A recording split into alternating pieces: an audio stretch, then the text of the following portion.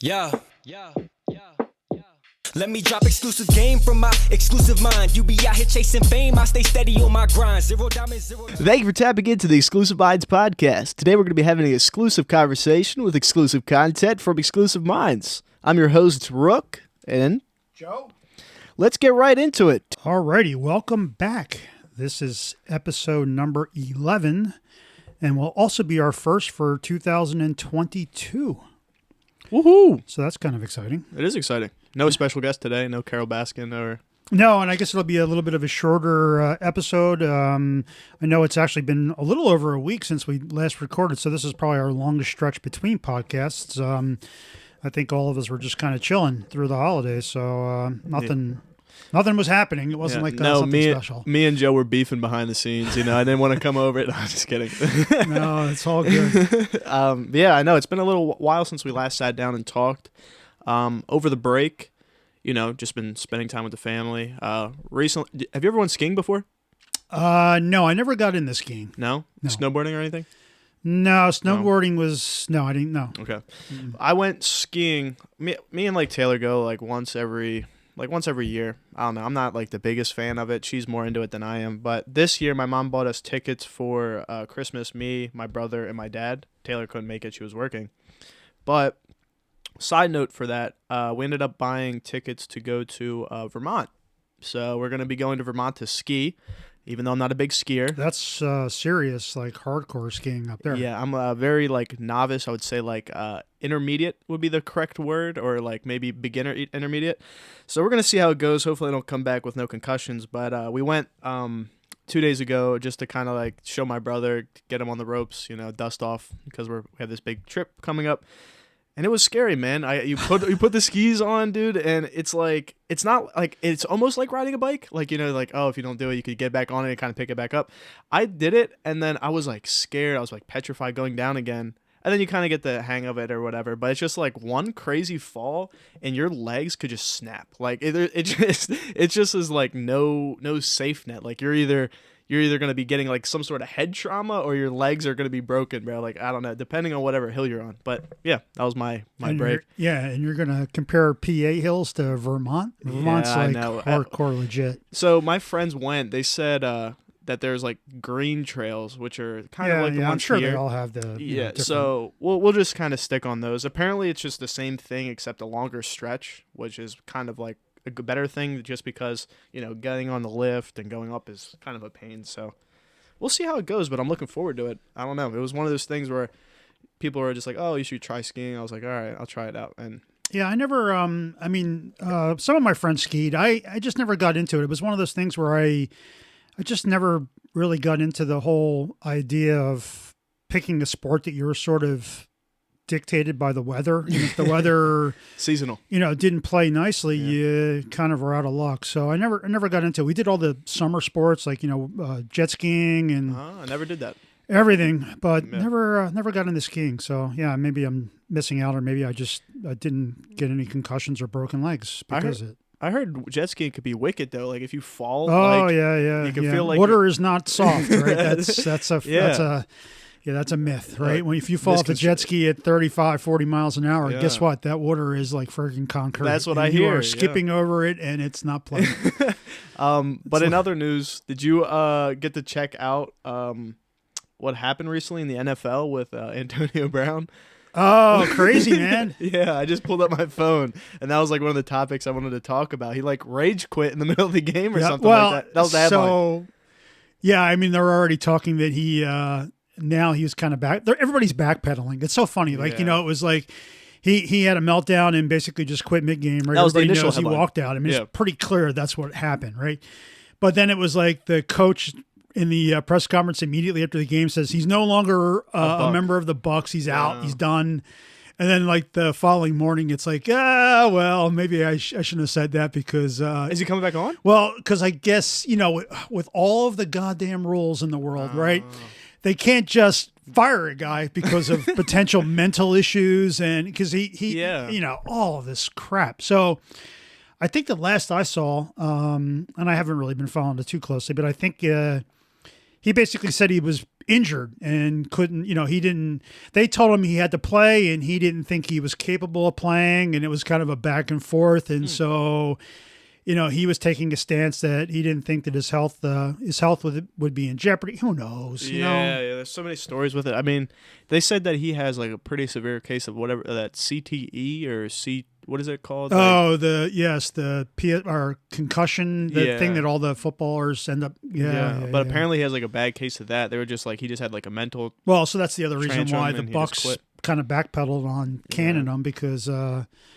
I don't know. I guess there's some rules and stuff that you can't do that. So I don't know. It'll be interesting to see how it plays out. But it was definitely a wild thing. He was just like walking off and he's like throwing all of his stuff. Well, I mean, the guy's a living grenade, right? I mean, every time he comes back, something happens, right? So I mean, that's the thing with the NFL, right? If you've got talent, people put up with a lot of crap for talent. I mean, I saw a tweet that you would probably find funny. It was like people were comparing Antonio Brown as like the Kanye West of the NFL. Yeah. I mean, there's some similarities, I guess. For sure. There was a point in his career where he was like absolute, like by far, I would say probably one of the better wide receivers in the league. Like when he was back with the Steelers, he had some serious talent. Yeah, that Steelers team was stacked to the hilt, and it was fabulous.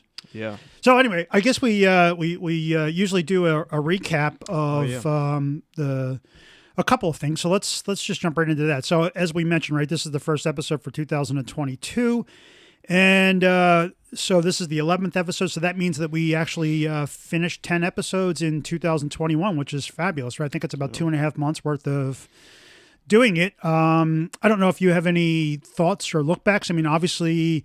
The last one we did with Carol Baskin interview was by far and away our biggest viewed one. I know the YouTube numbers were pretty good on that, and I know the Apple podcast ones were pretty solid too. So that was fabulous. I know she put us up on her social media, which obviously I think helps bring in a little bit of a new audience. So for those of you that are actually coming back again after seeing the Carol Baskin thing because of her, much appreciation for coming back, and hopefully we can provide some content that's still useful and valuable, right? That was a really good conversation. I know for me looking back, I think episode 9 was our strongest episode. What was that one? I don't even remember. It was just one that I think that we did our typical thing, but it was, no, it was just you and I think. Really? And I don't know. I think that it was just a very comfortable conversation with without a lot of the ums and ahs and the stuff that I think typically new speakers or new to podcasting have, and it just seemed really clean and really it was kind of like the first one. Like the first one, I think went really well as well. But yeah, I mean, it's been kind of all over the place. I know the interviews have been really good. Yeah, I mean, as far as the recap for the past 2 months, I mean, I've really been enjoying it. I feel like our thing's consistency. A lot of these new guys come up with the podcast and they do it for a week, 2 weeks, and that's kind of it. Like even Cam said it himself, or maybe it was you that provided the data. It was like after the 7th podcast. Yep, 7. They kind of just like stop, or the audience kind of dwindles down. So, I mean, the fact that we've been here for 11 episodes now, and this is still kind of our early stages, and we're improving a lot. And I even noticed outside of the podcasting, just speaking, having regular conversation, it kind of is more, I don't know how to describe it. It's more, I guess, meaningful. Like you kind of think maybe more, or I don't know. There's maybe some psychological thing. Yeah, you're just kind of aware, and I mean, you kind of go about your day and you actually start to think about things. Like you're like, this would be a good conversation for the podcast instead of just sort of a passing thought. Right? When you were at the Starbucks and you see the girls on the phone. And, exactly. So, I mean, I think I'm just kind of maybe a little bit more aware of my surroundings and just interactions and engagements and things that are going on to obviously bring it back here as a potential topic. Yeah, for sure. But yeah, so I mean, I'm thrilled that we actually made it, and we're pretty consistent. I think that's probably the biggest thing is to maintain that consistency. So I know we'll continue to just target doing at least once a week, if not more, if we can. Yeah. Love to do more interviews with kind of people outside our sphere, which was kind of cool. That Carol Baskin thing was kind of interesting. I mean, it was a really cool conversation. It was obviously about crypto and some other things. I got your circle probably was a little bit more in tune with her, as we mentioned on the podcast, right? I didn't really know Tiger King or know her, and I had to kind of very quickly do research because I think you brought it up on Thursday, and we recorded that on Monday or something, right? So I spent some time, just kind of doing some homework, and that was really it. Never watched the Tiger King and still haven't. But everybody was like, "Oh, why didn't you ask her about, killing, the stuff that just?" And I'm like, it's been kind of litigated in social media and in the media and just in general on Netflix. I'm like, what was the point of that? It was kind of interesting to hear her take on crypto because, again, it's not a person that I think most people would sit there and go, wow, this is someone who's actually involved actively in cryptocurrency. And a big thing that my people were kind of, and I don't know about you, but my people were kind of like questioning was like her like intelligence. Like she's a very smart woman. You could tell she's like smart or like sharper on certain topics than other things. And she like kind of goes all in. Like, for example, we were in a Twitter space for a couple hours. She like sits in them for like long durations of time, like the one that I sent you. But yeah, she's awesome. But yeah, as far as like those basic questions, like when you're talking to someone, especially someone who gets asked those questions 1,000 times, just one little trigger could, be like, all right, well, we don't want to do this anymore, or, kind of divert the whole interview kind of off the rails. I mean, me and Joe are very straightforward people for the most part. We're not going to sit here and say that question didn't come up to think about asking her, but just like one of those things, like, is it the right time? We're talking about crypto and NFTs. Like, yeah, no, I mean, and I, I went and looked on her website, and she's actually very open about it, very open and upfront, and she's got a whole bunch of there's just so much information, and she's answered the question 1,000,000 times. So it's like, okay, I mean, if it was something that hadn't been asked a lot, it might make sense, but it's like, oh, come on, it's, it's out there, right? Yeah, for sure. She's not going to, I mean, if you want the answer, it's there. You just do a Google search and you'll find it, right? Yeah. So, I mean, that's part of the reason. And, but again, it was kind of interesting, and it was also sort of a learning experience because, again, when you have guests on, I think the guests that we've had, because they're obviously, friends of yours, right? We just sort of off the cuff just ran with it, and whatever happened. But, when you bring people on, you got to actually do your homework, and you got to know. And, it kind of gives you new respect for, guys like Rogan and Stern and all these people who interview, because that they've obviously got a team that's probably handing them a research paper. At this point, they get to pick out who yeah, they've been on but too, I mean, there's still some effort, and it's not one of those things where you just get on the mic and start talking to somebody, right? You have to do some homework and kind of understand all that. So that was kind of a learning experience, and I'm hoping that we get to do it more because it was fun. I enjoyed doing it. Yeah, it was a blast. I really enjoyed it. And, a lot of the time when we bring on like my friends, they always mention how like, you're always asking questions and bringing it on. Kind of like the superstar of like the show, taking away like, that older perspective, asking like the younger stuff. So speaking of which, we might have John back on next week. We talked about that briefly about him putting out music on episode, I think 3, when him and Wade were on. Yeah, maybe 3 or 4. Before Thanksgiving, I think so. Yeah. But anyway, how have you been liking the whole podcasting experience? I didn't ask you. I think it's fabulous. I mean, I think we've mentioned this several times, but yeah, it continues to be sort of the highlight of the week. I mean, I actually just love doing it. I didn't, it was one of those things, like we said this before. I mean, I didn't know how this was going to go. I thought we'd do one episode and then it would just kind of hit a wall and be like, what the hell are we going to talk about? And it's been going. So, I mean, I don't think we need to keep saying that, but yeah, it's been fun. And we're definitely behind the scenes learning kind of the nuances of even just getting it out and about and starting to edit it. So I think, for those that have listened to a lot of the episodes, right, the first 7 episodes, there was no editing at all. It was pure raw, I just took it off the thumb drive and put it up, right? And the last couple, I've started to mess around with the intro and the outro song for Marcus, and then we did the little funny jingle that you do at the beginning, and I've added that in. So starting to do some editing, getting a little bit more comfortable with it. I mean, obviously, it's you can't in a month you can't become a master, but. Yeah. I'm at least having fun doing it until we get a volunteer. If there's anody in the audience who wants to intern.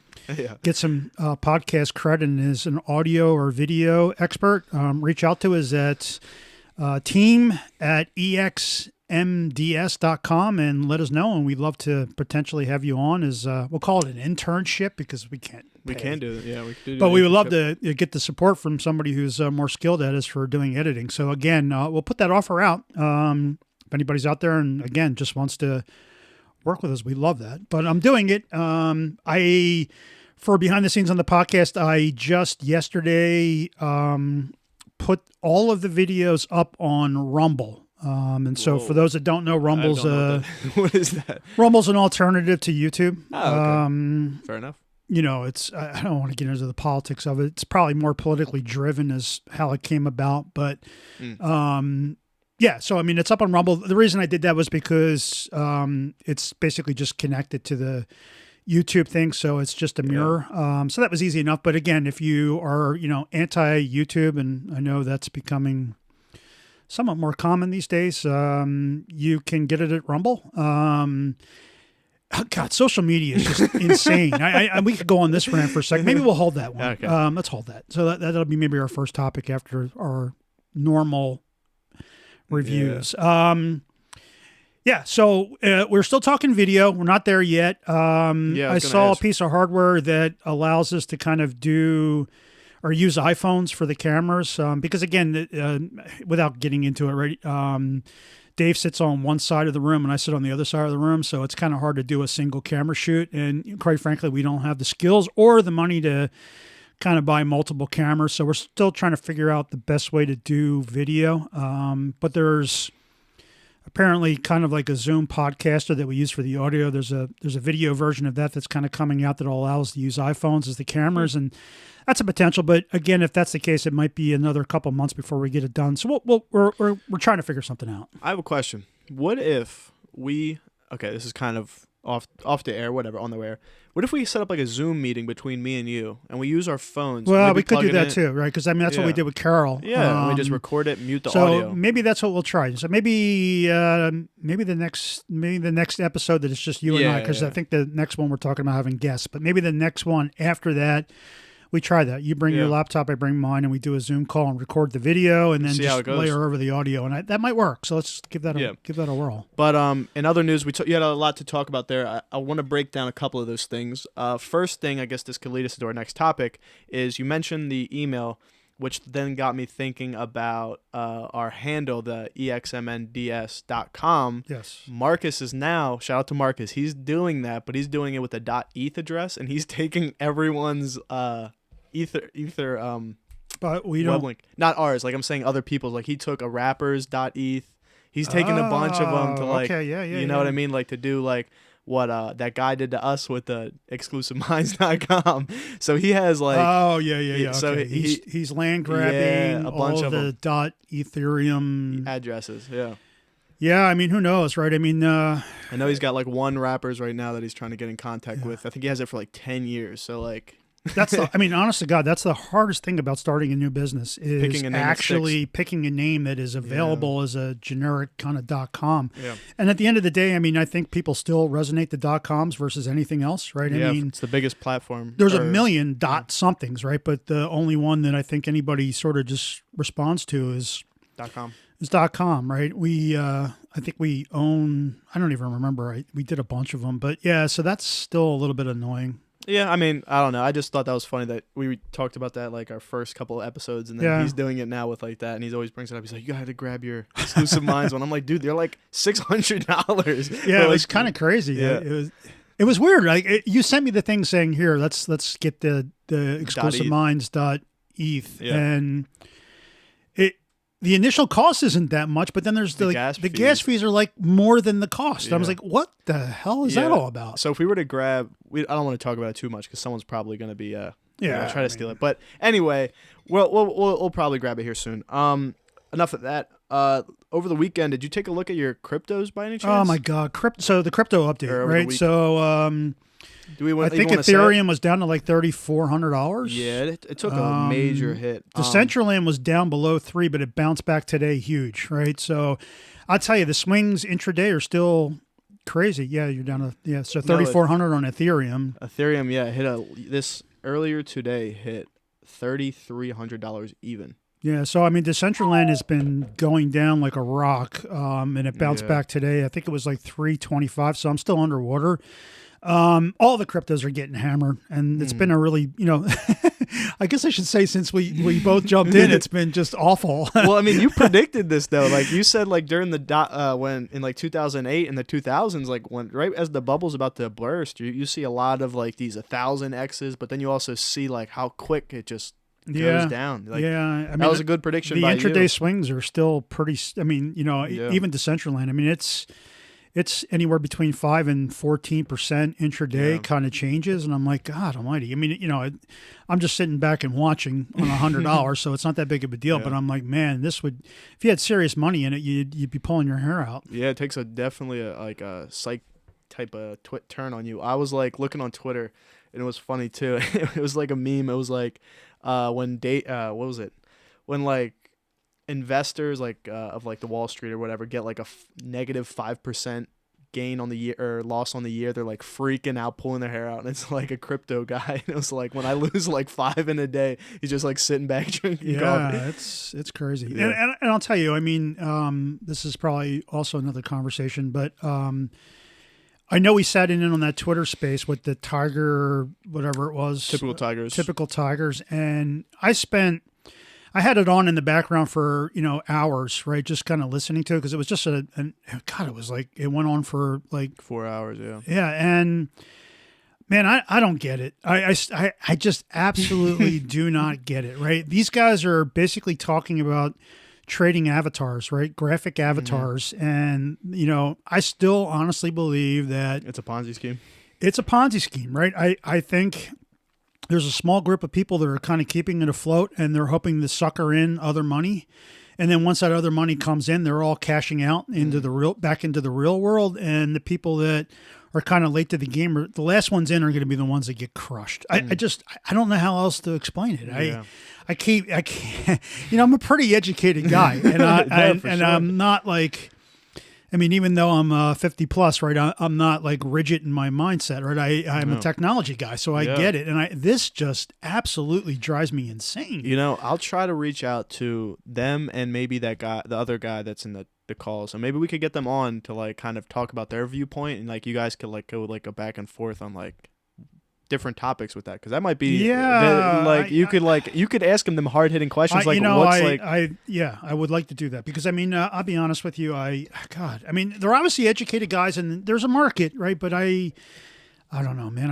I'm like, wow. And then these guys are like, yeah, we dropped these NFTs and within a couple of days they made thousands and thousands and thousands of dollars, to the point where they're talking about donating like 20 grand like it's nothing. And I'm like, holy Christ. Like, okay. I mean, and I think there's a lot to unpack there. So there definitely is. So one of my notes that I had for us to talk about today, and I would love to talk about this conversation again. So real quick before we jump into topics, what's up? Yeezy's update. Oh God. And so here, guess what? There is no Yeezy update. Oh, why? Because he hasn't done anything in the last like 3 weeks. It was all pre-Christmas. I was gonna say that sounds about right, man. And that could be perfect. All right, we're gonna use this image as the background of today's podcast, because you're gonna absolutely love this. Look what Cam got for his birthday. I'm going over to you now. Drum roll, please. The foam runners, or the cloud foams. It popped out. So anyway, he's showing me a picture of the cloud foams.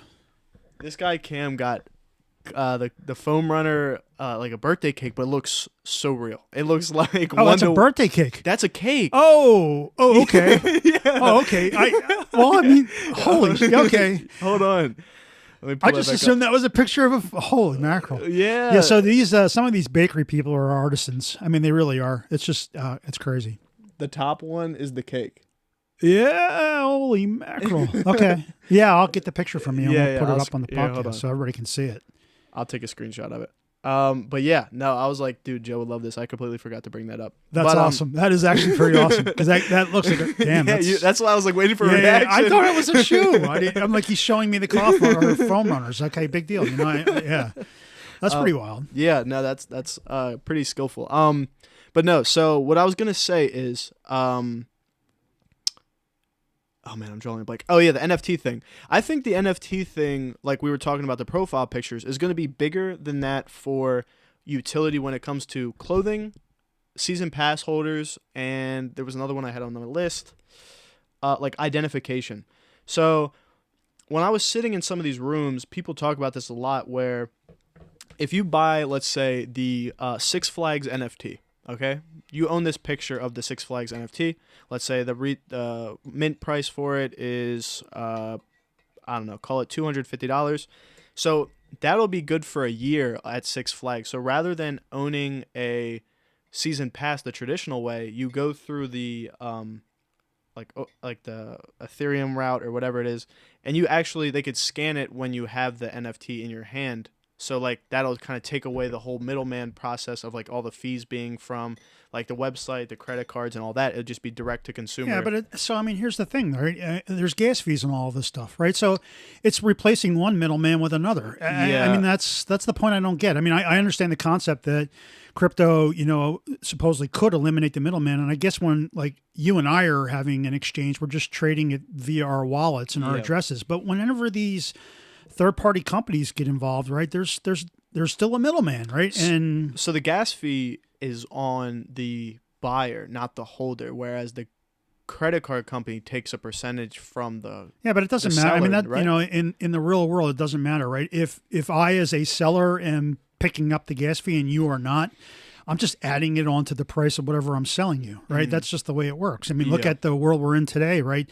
The costs are increasing on all the supply chain stuff. And so what's happening? Everything's going up in price. And that's because none of these manufacturers are eating that expense, right? They're passing it on to you as a user. So you can sit there and say, well, I'm not paying to ship it in from China. Well, guess what? You are, right? So, I mean, it's the same thing with this. I mean... Yeah, I could see that argument. I mean... Like I said, I would have to get someone on that knows more about it to talk about that. Oh, that was the other thing I wanted to ask you. So on the Twitter Space talk with the Tiger people, I kind of caught this and I wasn't exactly sure I followed it, but they were talking about, as we're talking, the guys like, we're mining right now. Like so do they actually get Bitcoins or some sort of cryptocurrency for actually keeping people on that talking on the space? Yeah. No, I think so.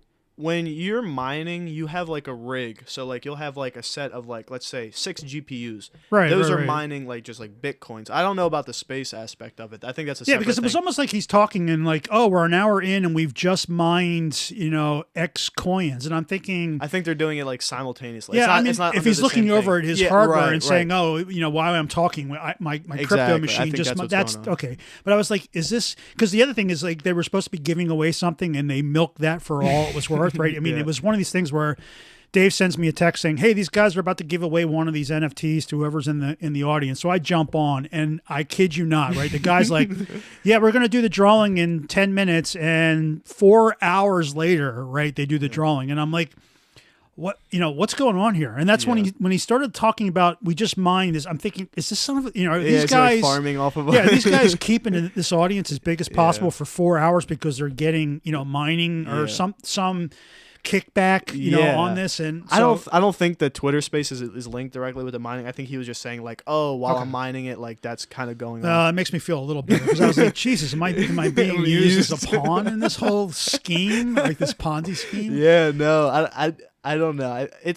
The mining stuff's pretty interesting in itself. I know a buddy of mine who does it. I would also like to have him on.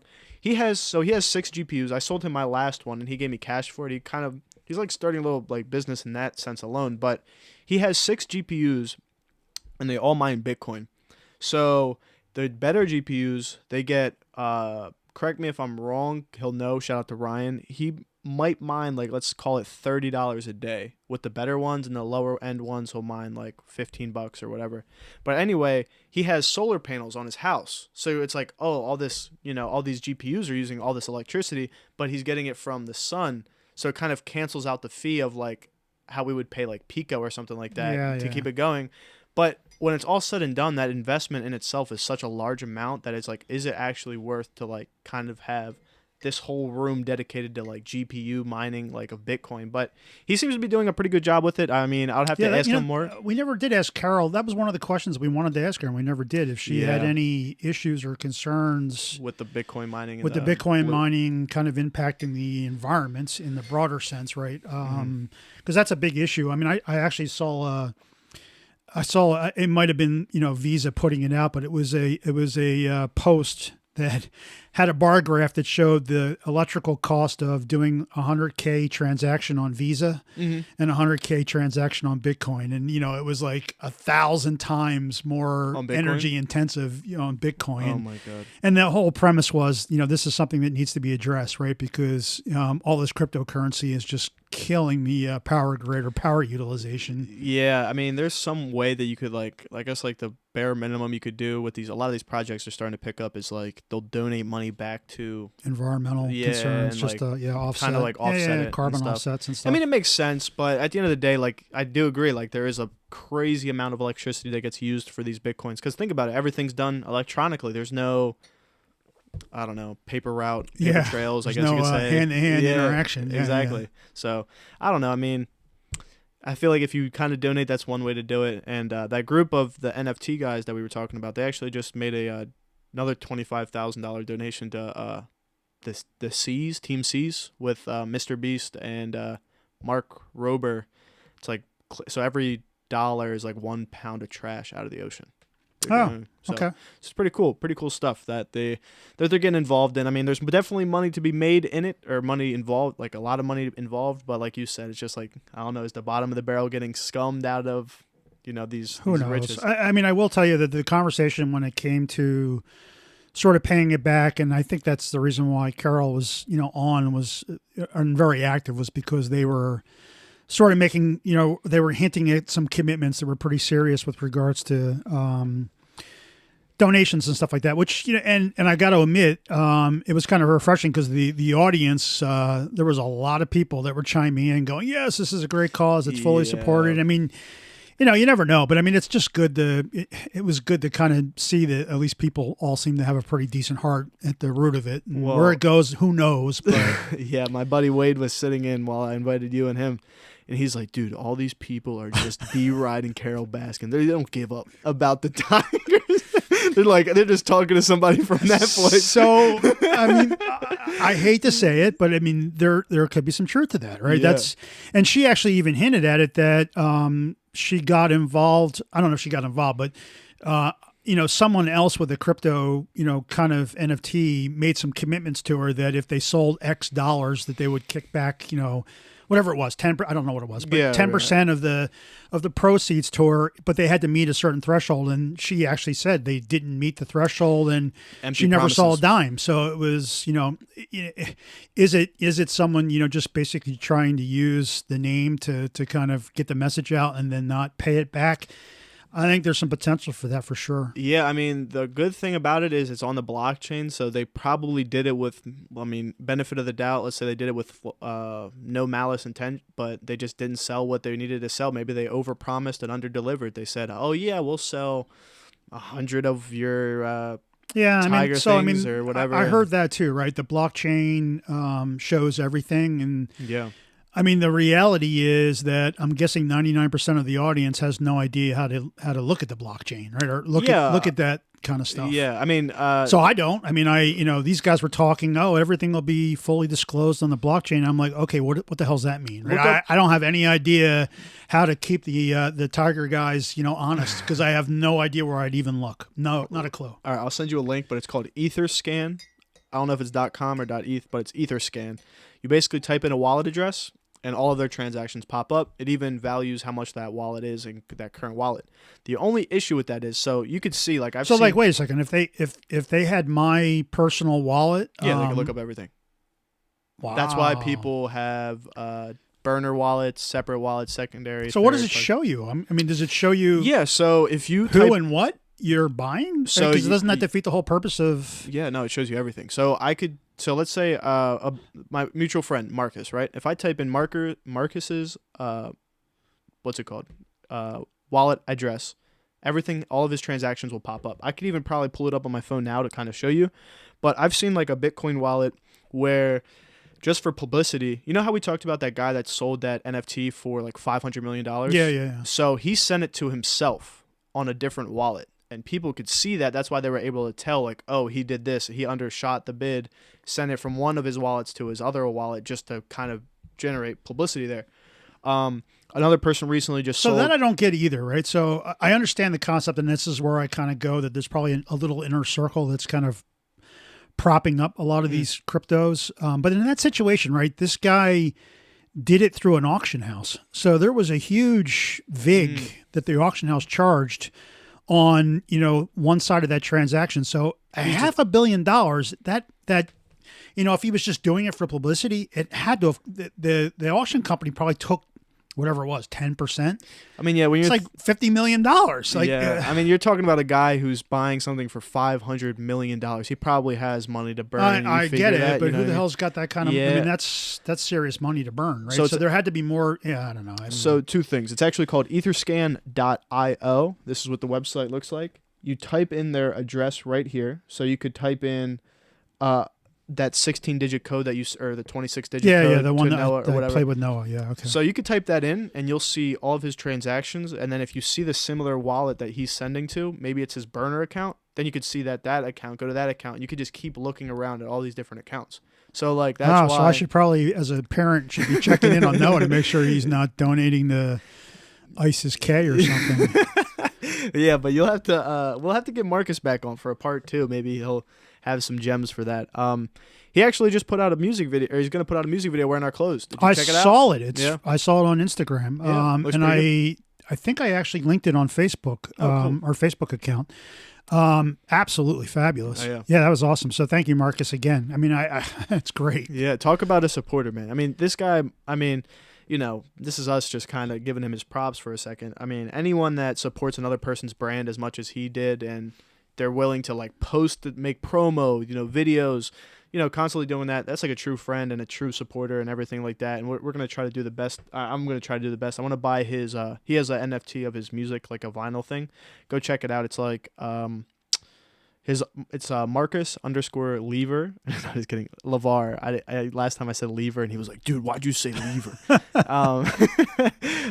But yeah, go check it out. It's, I think the lowest one's 0.03 ETH, and then he has one listed for like 0.5, which I think is the gold package, or 0.05 or something like that. So go check it out. Marcus Levar. He has a bunch of cool stuff. So shout out to him. But yeah, the video was great. Does he do his own videos, or does he have someone who's doing it? I think he has someone that does it. Yeah, because it's really well done. Yeah, I mean, I do his the cover arts and stuff for him. I mean, we should. I texted you. It was like one of those like 11:30 at night text messages. I was like, dude, we got to accept Bitcoin and Ethereum on the Exclusive Minds website, but I don't know how that would work. Well, I mean, I guess in theory we could set up an Exclusive Minds wallet, and then people could just pay us direct, and we could ship. Yeah. For now, until we use Square and PayPal. So I would imagine PayPal's I think changing their name, right? Or is it Square? Square, right? The dude from Twitter who owns Square, right? He just Dempsey Dorsey. Oh, yeah. He just left Twitter, and he's basically running Square, and I think he renamed it Meta or something, or not Meta. Oh, wait, Meta, that was Facebook's. Yeah, but no, Square. The guy, I'm telling you, he's changing the name to something that's so he'll implement something. It's all soon about crypto. So I would imagine that at some point we'll be able to accept it through our Square account. But yeah, that'd be pretty cool. I'm sure we can figure out something. Yeah, I was thinking, I had an idea, and I'll spitball this on the podcast. One of my ideas was we could almost sell like a Exclusive Minds NFT, which would just be whatever picture. The picture's irrelevant, but it would be, the utility of it would be like a first come first serve access thing, where if you own this for, let's say, over 2 months, you would have like early access to our website or something like that. Or we could have to figure out some sort of utility that incentivizes people to like hold on to like our NFT project. But we could hash out ideas. I don't know. It'd just be cool to get our foot in the door, I guess, with that and see how it does. I mean, won't hurt us. Yeah, I'll take your lead on that, because I mean, obviously, I'm still soaking it in. It's like a sponge. So I it's not like I'm spending time with it and trying to figure it out. And my head's. I mean, to me, it just seems like a digital certificate of authenticity for everything I've kind of seen, right? And the whole.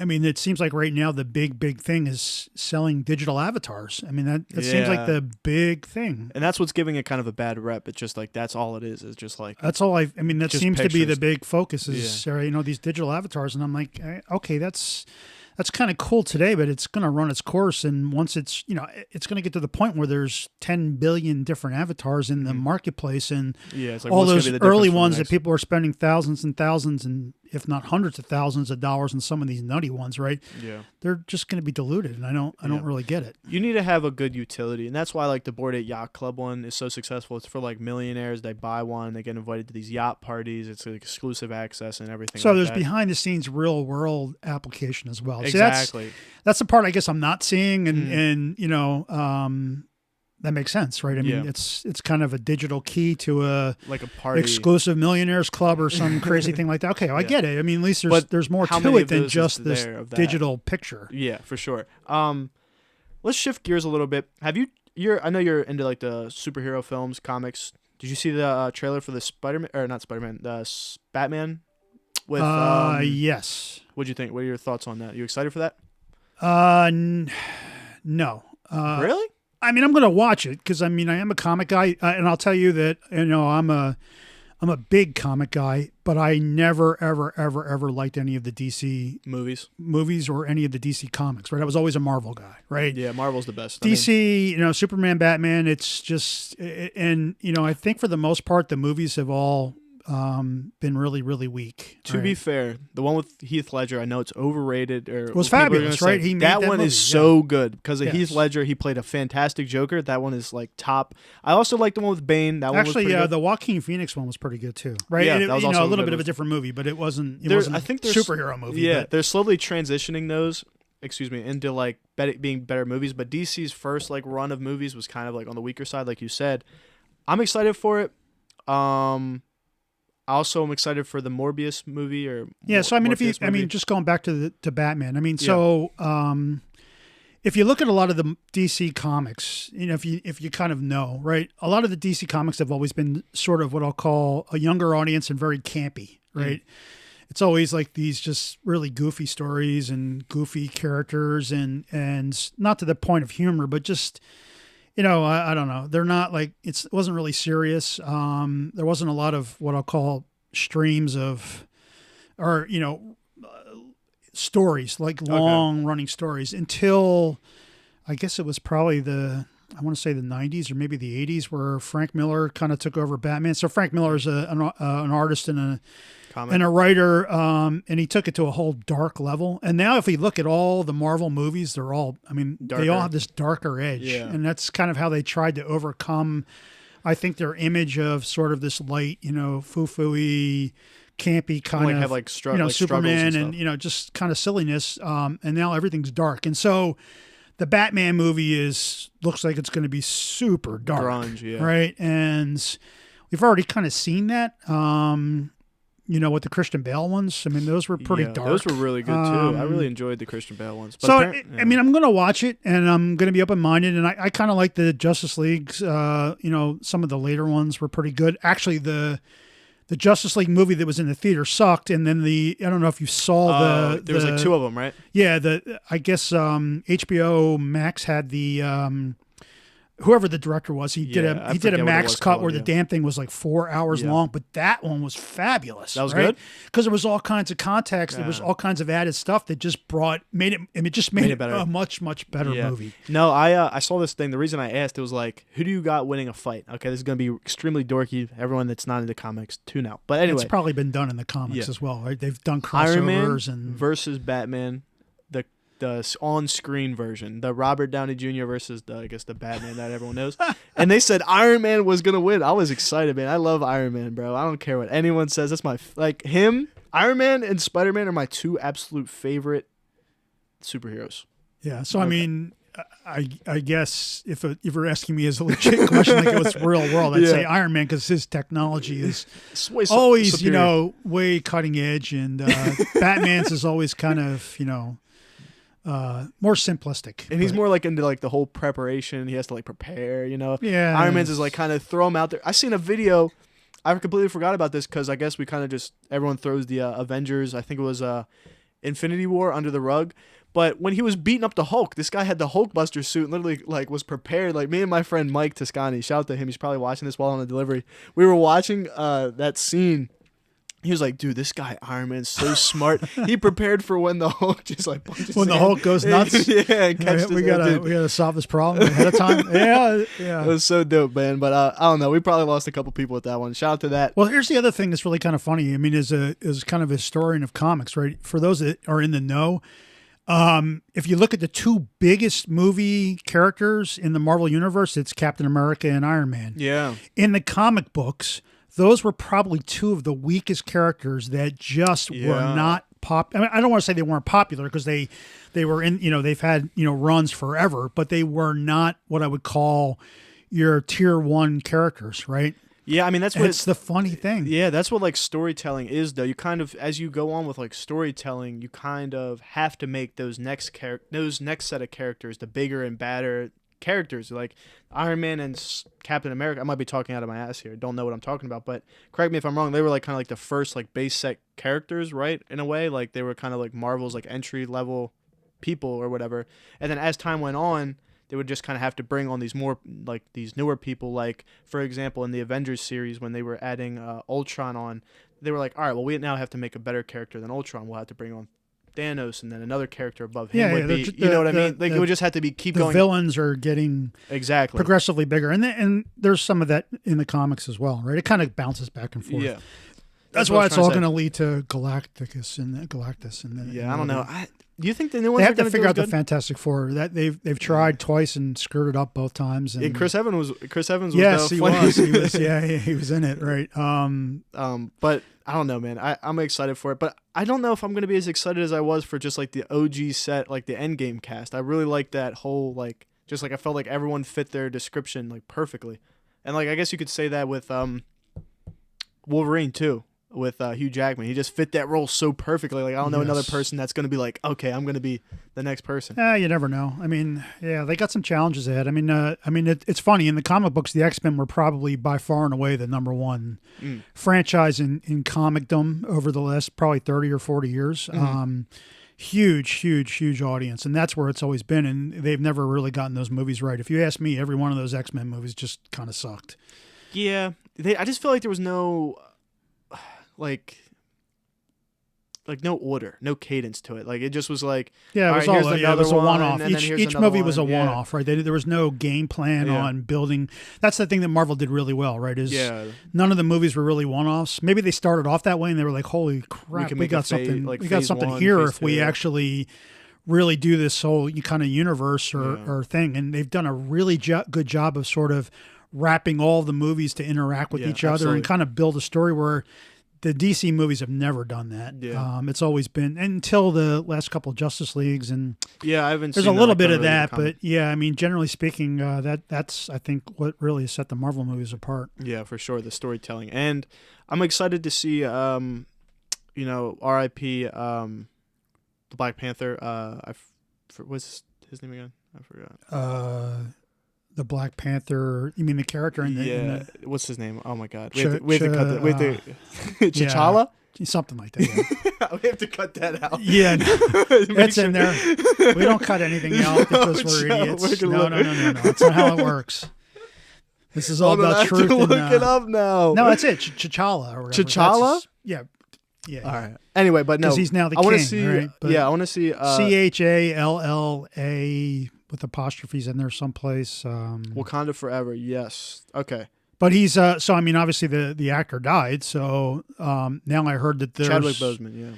There's going to be a new Black Panther, but it's going to be his sister, the oh, really? techie girl. Gonna be, oh, okay. I heard she's going to be the Black Panther or whatever.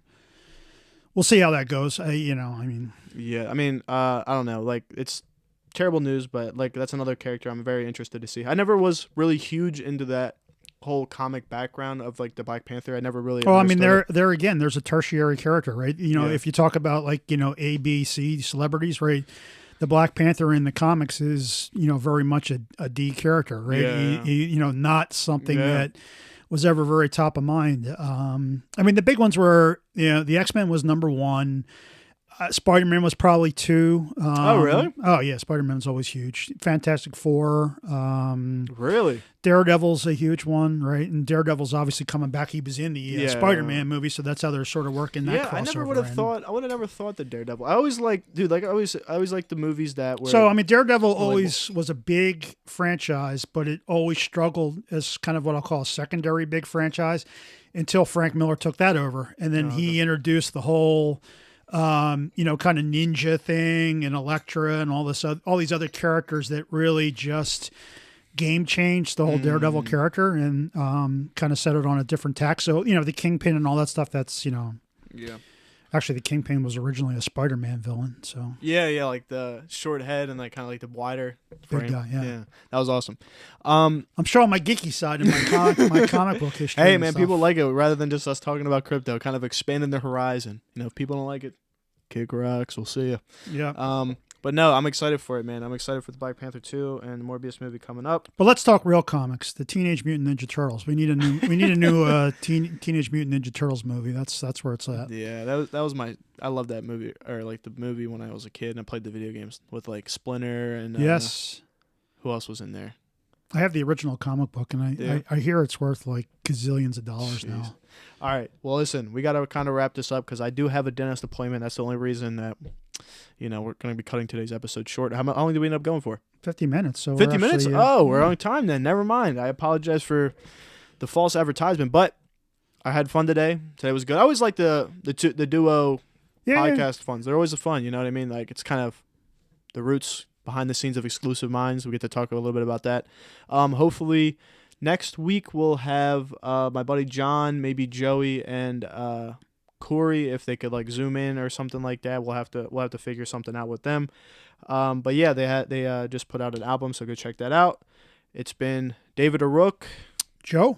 We had a lot of fun today. I got to come up with a nickname. Yeah, you got to. What was your name on Discord? You had that the Warcraft name. My Warcraft. Yeah, I don't know if I want to. I mean, it's copyright infringement or something. No, like that. I mean, I just it's meaningless because it was one of those things. Like when there's 14 billion people signing up, like to get a name is practically impossible. Same thing with the business, right? I literally had it random. Originally it random the name. I think it was Davin, Daaven. That's my Warcraft handle. Okay, so shout out to Rook and Davin, and so that's kind of always been my thing. On Warcraft, it's never extended anywhere else. But we'll come up with a name for you by next podcast. We'll come up with a name and we'll rock with it. But yeah, everyone have a good rest of your day. We'll talk to you hopefully this weekend. Awesome. Peace. Later.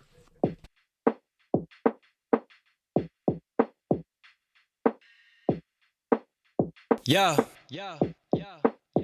Let me drop exclusive game from my exclusive mind. You be out here chasing fame, I stay steady on my grind. 0 diamonds, 0 chains, from my brain is where I shine. Hit you with them good lyrics, I ain't writing and I'm dying. And right now I'm alive, so check it. I reckon I shouldn't cuss on this record. I don't cuss on them often because I'm applying pressure. Grab that fire grind. 0 diamonds, 0 chains, from my brain is where I shine. Hit you with them good lyrics, I ain't writing and I'm dying. And right now I'm alive, so check it. I reckon I shouldn't cuss on this record. I don't cuss on them often because I'm applying pressure. Grab that fire from my dresser. EXM who does it better, no, I won't let up.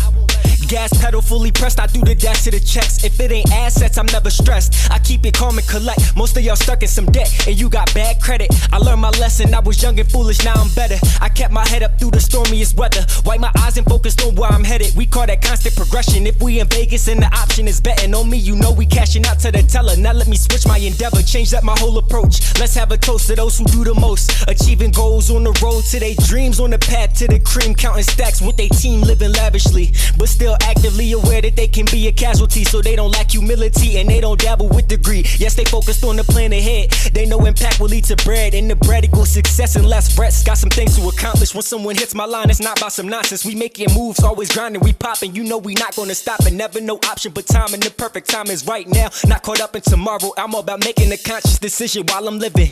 Make a choice, then I'm committed to that vision. I pivot if necessary. It's scary when you get caught in a position that isn't hitting you down bad because your persistence in the wrong direction. Just learn your lesson, you gotta check it. Audit you and keep on getting better. That's the motive, that's the method. And I'm headed further than I ever thought I could make it. I wouldn't stop unless my pulse flat lines like the doctor lost his patience.